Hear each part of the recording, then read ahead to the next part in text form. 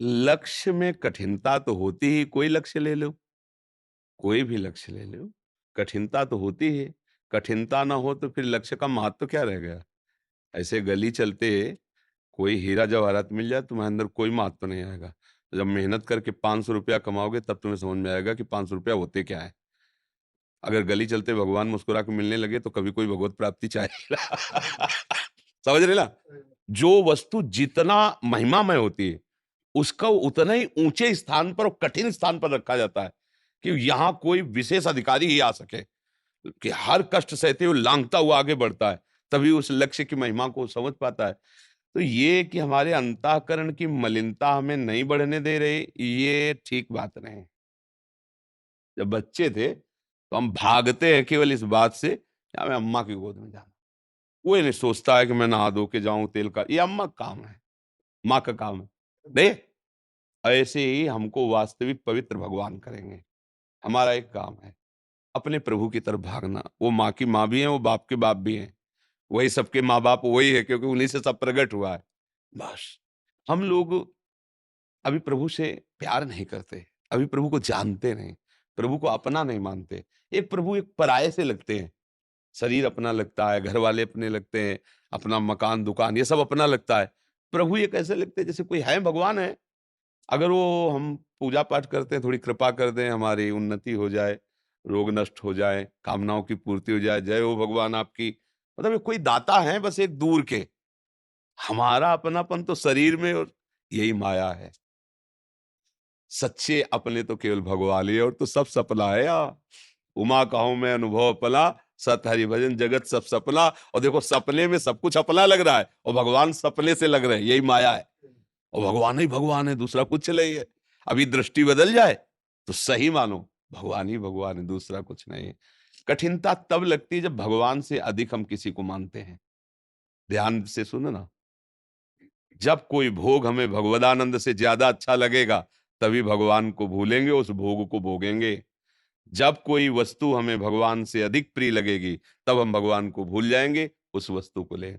जैसे आप 4 घंटे कहीं काम करते हो, आपको ₹400 मिलते हैं, दूसरा आके बोले ₹800 देंगे, छोड़ दोगे ना? मतलब उससे ज्यादा आपको प्रॉफिट जहां लगी, तो भगवान से ज्यादा सुखद लगा भोग, तो भगवान को भूल गए। फिर कैसे भगत हो? अगर भगवान से ज्यादा तुम्हें कुछ समझ में आया तो भक्त कैसे हो? तो भूल कहाँ हुई? भगवान से ज्यादा हमने किसी को मान लिया। सच्चाई से देखो, देखो, रुपए को, प्रतिष्ठा को, व्यक्ति को, भोगों को। तो इसीलिए हमें कठिनता लग रही। और अगर सबसे ज्यादा महत्व केवल भगवान में बैठ जाए, तो किसी भी स्थिति में भगवान को नहीं भूला जा सकता। किसी भी स्थिति। सच्चा भजन जानते हो कैसा होता है?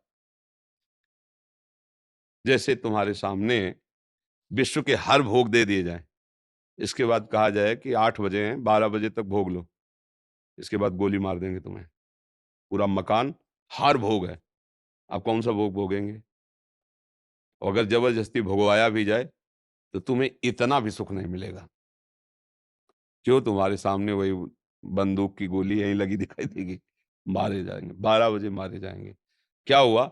अगर असली सुख होता तो तुम्हारा केवल चिंतन हटा है और उसमें कोई सुख नहीं है। और अगर उसी समय भगवान में तुम्हारी थोड़ी भी रति है, लगेगा 12 बजे तो बहुत टाइम है, 8, 9, 10, 11, 4 घंटे,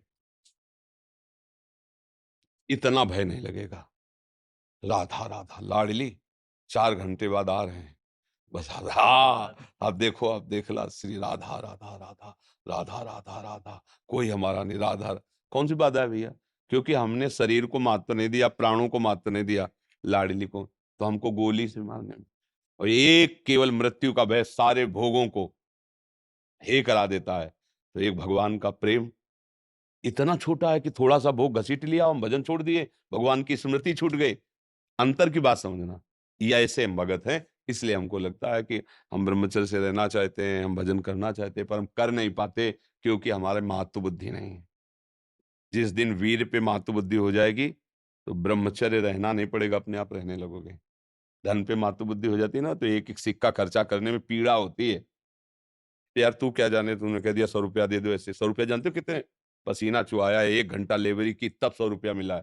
तो वो एक एक रुपए का महत्व जानता है। महत्व हो गया ना। अच्छा, जैसे हमारे पास है, 100 की जगह 500 तो भैया हमें क्या मतलब है? इधर है उधर दे दो, क्योंकि हमारे पास कोई महत्व नहीं उसका। हमारे पास महत्व है कि इन सब के आने पर भी 1 सेकंड के लिए नाम नहीं छूटना चाहिए, भजन नहीं छूटना चाहिए। ये हमारी परीक्षा है, चाहे हज़ारों आदमी आस-पास खड़े हों, चाहे जो कुछ जैसी परिस्थिति हो, हमारा स्मरण अगर हमारा स्मरण में महत्व हो तो हमें सब घास-फूस लगता है? घास-फूस है ये, जो कुछ जितना भी है सब माया का प्रवाह है इसमें। ये सब ड्रामा है, नाटकबाज़ी, कुछ नहीं। सत्यम सत्यम पुनः सत्यम हरिर्नामैव केवलम। भगवान अब आपने सत्य माना, रुपया पैसा परिवार, तो इसीलिए वो क्लेशदायक लग रहा है। नहीं, भगवत प्राप्ति क्लेशदायक थोड़ी, ये प्रेम की बात होती है। भगवत प्राप्ति मतलब प्रेम, भगवान से प्यार करना है, अपनापन करना है। अब उसी के लिए संतों का समागम करके मन को थोड़ा समझाया जा रहा है। नहीं, भगवत प्राप्ति कठिन नहीं है, संसार को छोड़ना कठिन है। साफ बात समझ लो। भगवत प्राप्ति कठिन नहीं है, संसार को छोड़ना कठिन है। जी।